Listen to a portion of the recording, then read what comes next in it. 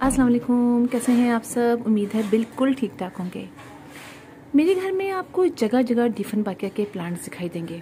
इसकी वजह ये है कि ये होते बहुत खूबसूरत हैं, मुझे पसंद भी बहुत है और बहुत ईज़िली ये प्रोपिगेट भी हो जाते हैं। यानी ये कि इनके साथ ही इनके बेबीज़ भी निकलते रहते हैं उसी पॉट के अंदर, और इसके अलावा इसको कटिंग से भी बहुत ईज़िली लगाया जाता है।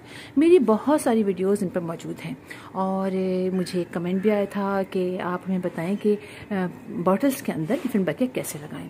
वैसे मेरा ख्याल है मैंने शायद इस पे कोई वीडियो बनाई भी है, मैंने भी चेक नहीं किया, लेकिन मैंने लगाए भी तो हैं बॉटल्स के अंदर। बहुत ईजिली है लगाना बॉटल के अंदर, बिल्कुल वही मेथड है जिस तरह हम प्लास्टिक के पॉट में लगाते हैं। ये देखिए, ये मेरा प्लांट मैंने आपको मेरा ख्याल है अक्सर और बेशतर दिखाया है और ये अब माशाल्लाह से ग्रो करता हुआ बहुत ही बड़ा हो गया है। और अब मैं सोच रही हूँ इसको मैं कटिंग से ग्रो कर लूँ, इसलिए ये बहुत ही बड़ा प्लास्टिक की इस बॉटल के अंदर।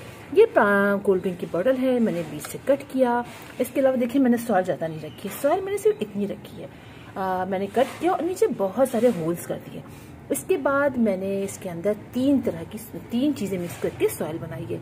एक अंदर मैंने दिया सैंड, इक्वल क्वांटिटी में सैंड और गोबर की खाद और हमारी गार्डन की जो सॉइल होती है वो तीनों डाल के मैंने इसमें लगा दिया और इसको मैंने शेड एरिया में रखा है।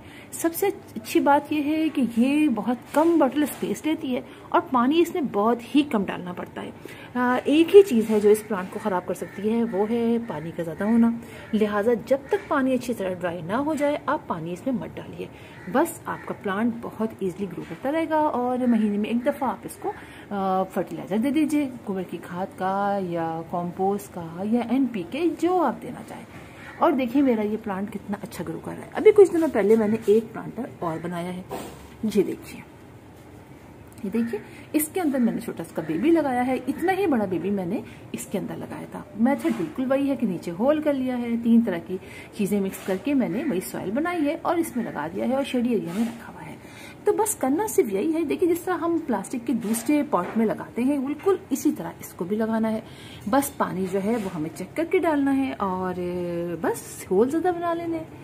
तो बहुत इजी है इसको लगाना, कटिंग से बहुत सारे लग जाते हैं। देखिए ये जो मैंने कटिंग से कितने सारे ग्रो किए हुए हैं।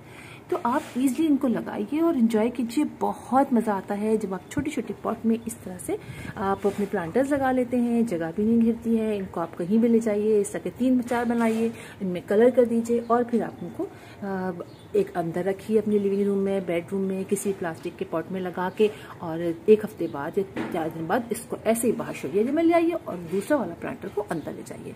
है ना मज़े की बात। तो फिर इंशाल्लाह आप लोगों से मुलाकात होगी किसी और वीडियो में किसी और टॉपिक के साथ। तब तक के लिए अल्लाह हाफिज़।